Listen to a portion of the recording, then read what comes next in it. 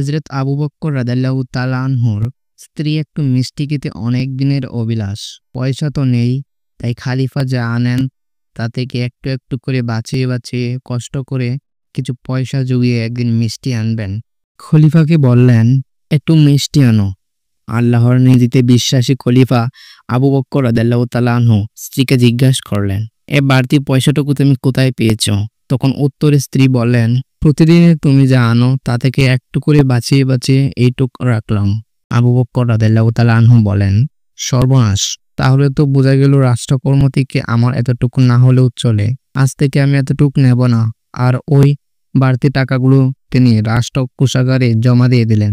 রাজনীতি আল্লাহর হলে রাজনীতিকরা কেমন হয়, রাষ্ট্রপতিরা কেমন হয়, এই ঘটনা হলো সেটার একটা নমুনা। ইমাম গাজ্জালী একবার একটা গল্প বলেছিলেন। এক ব্যক্তি জঙ্গলে হাঁটছিলেন, এক সিংহ তার পিছু নিয়েছে। তিনি প্রাণ বয়ে দৌড়াতে লাগলেন। কিছু দূর গিয়ে একটি পানিহীন কুয়া দেখতে পেলেন। তিনি চোখ বন্ধ করে দিলেন। ঝাঁপ পড়তে পড়তে তিনি একটি ঝুলন্ত দড়ি দিকে তা খপ করে ধরে ফেললেন এবং ওই দড়ি ঝুলে রইলেন। উপরে চেয়ে দেখলেন কুয়ার মুখে সিংহটি তাকে খাওয়ার অপেক্ষায় দাঁড়িয়ে আছে। নিচে চেয়ে দেখলেন বিশাল এক সাপ তার নিচে নামার অপেক্ষায় চেয়ে আছে। বিপদের উপর আরো বিপদ হিসেবে দেখতে পেলেন একটি সাদা আর একটি কালো ইঁদুর তার দড়িটি কামড়ে ছিঁড়ে ফেলতে। এমন হিমশিম অবস্থায় কি করবেন তখন তিনি বুঝতে পারছিলেন না। তখন হঠাৎ তার সামনে কুয়ার সাথে লাগোয়া গাছে একটি মোচাক দেখতে পেলেন। তিনি কি মনে করে সেই মোচাকের মধুতে আঙুল ডুবিয়ে তা চেটে দেখলেন। সেই মধুর মিষ্টতা এতই বেশি ছিল যে তিনি কিছু মুহূর্তের জন্য উপরে গর্জনরত সিংহ, নিচে হা করে থাকা সাপ আর দড়ি কাটা ইঁদুরের কথা ভুলে গেলেন। ফলে তার বিপদ অবিশ্বাস্যম্বী হয়ে দাঁড়ালো। ইমাম গাজ্জালী এই গল্পের ব্যাখ্যা দিতে গিয়ে বলেন, এই সিংহটি হচ্ছে আমাদের মৃত্যু, যে সর্বক্ষণ আমাদের তাড়িয়ে বেড়াচ্ছে। সেই সাপটি হচ্ছে কবর, যা আমাদের অপেক্ষায় আছে। আর দড়িটি হচ্ছে আমাদের জীবন, যাকে আশ্রয় করেই বেঁচে থাকা। সাদা ইঁদুর হলো দিন আর কালো ইঁদুর হলো রাত, যারা প্রতিনিয়ত ধীরে ধীরে আমাদেরকে জীবনের আয়ু কমিয়ে দিয়ে আমাদের মৃত্যুর দিকে নিয়ে যাচ্ছে। আর সেই মোচাক হলো দুনিয়া, যার সামান্য মিষ্টতা ফরক করে দেখতে গেলেও আমাদের এই চতুর্মুখী ভয়ানক বিপদের কথা ভুলে যাওয়াটা বাধ্য। কতজনই বা ক্ষমা করতে পারে? আজকের এই গল্পটি সেসব মানুষের জন্য যারা মনে করে ক্ষমা করা দুর্বলতা, কিন্তু সত্যি ক্ষমা হলো মহান এক আত্মার পরিচয়। আসুন দেখি কিভাবে মহান উমর রাদিয়াল্লাহু তাআলা আনহু ও আবু যর গিফারি রাদিয়াল্লাহু তাআলা আনহু এই আদর্শ প্রতিষ্ঠা করলেন।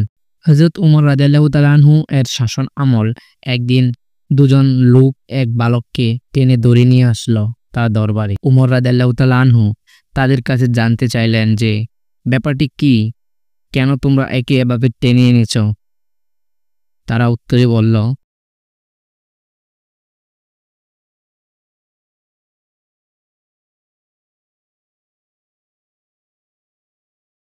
এই বালক আমাদের পিতাকে হত্যা করেছে।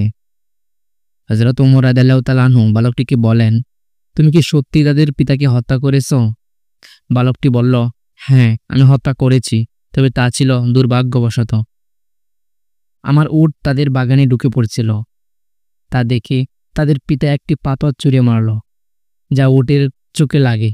আমি দেখতে পাই যে উটটি খুবই কষ্ট পাচ্ছিল, যা দেখে আমি রাগান্বিত হই এবং একটি পাথর দিয়ে তার পিতাকে মারি। পাথরটি তার মাথায় লাগে এবং সে মারা যায়। ওমর রাদিয়াল্লাহু তাআলা আনহু দুই ভাইকে বলেন, তোমরা কি এই বালককে ক্ষমা করবে? তারা উত্তরে বলল, না, আমরা তার মৃত্যুদণ্ড চাই। ওমর রাদিয়াল্লাহু তাআলা আনহু বালকটির কাছে জানতে চাইলেন, তোমার কি কোনো শেষ ইচ্ছা আছে? তখন বালকটি বলল, আমার আব্বা মারা যাওয়ার সময় আমার ছোট ভাইয়ের জন্য কিছু সম্পদ রেখে যান, যা আমি এক জায়গায় লুকিয়ে রেখেছি। আমি 3 দিন সময় চাই, যাতে আমি সেই জিনিসগুলো আমার ভাইকে দিয়ে আসতে পারি। আমার কথা বিশ্বাস করুন। হযরত ওমর রাদিয়াল্লাহু তাআলা আনহু বলেন, আমি তোমাকে বিশ্বাস করতে পারি যদি তুমি একজন জামিন জোগাড় করতে পারো। সে নিশ্চয়তা দেবে যে তুমি ফিরে আসবে। বালকটি দরবারের চারদিকে তাকালো। এত মানুষের মধ্যে কেউ তার জামিন হলো না। সবাই নিচের দিকে তাকিয়ে রইল। হঠাৎ দরবারের পেছন থেকে একটি হাত উঠে আসলো। সে হাতটি ছিল প্রখ্যাত সাহাবী আবু যর গিফারি রাদিয়াল্লাহু তাআলা আনহু-এর। তিনি বলেন, আমি তার জামিন হব।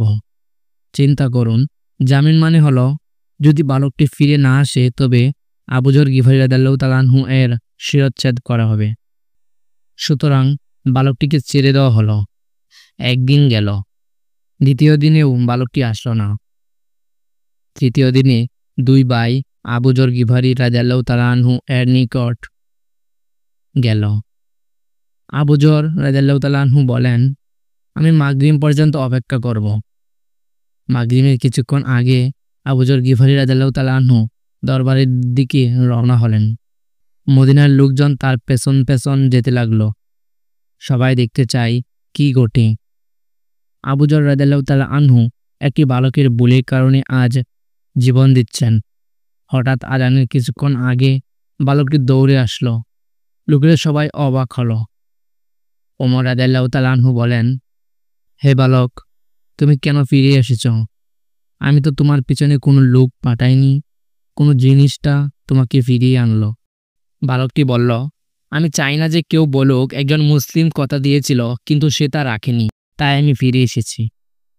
উমর রাদিয়াল্লাহু তাআলা আনহু আবু যর রাদিয়াল্লাহু তাআলা আনহুকে বলেন, হে আবু যর, তুমি কেন এই বালকের জামিন হলে? আবু যর রাদিয়াল্লাহু তাআলা আনহু বলেন, আমি দেখলাম একজন মুসলমানের সাহায্য প্রয়োজন। আমি চাই না যে কেউ বলুক একজন মুসলমানের সাহায্য প্রয়োজন ছিল কিন্তু কোনো মুসলমান তাকে সাহায্য করেনি। এই কথা শুনে দুই ভাই বলল, আমরাও চাই না যে কেউ বলুক একজন মুসলমান ক্ষমা চেয়েছিল কিন্তু অন্য মুসলমান তাকে ক্ষমা করেনি। তারপর বালকটি মুক্তি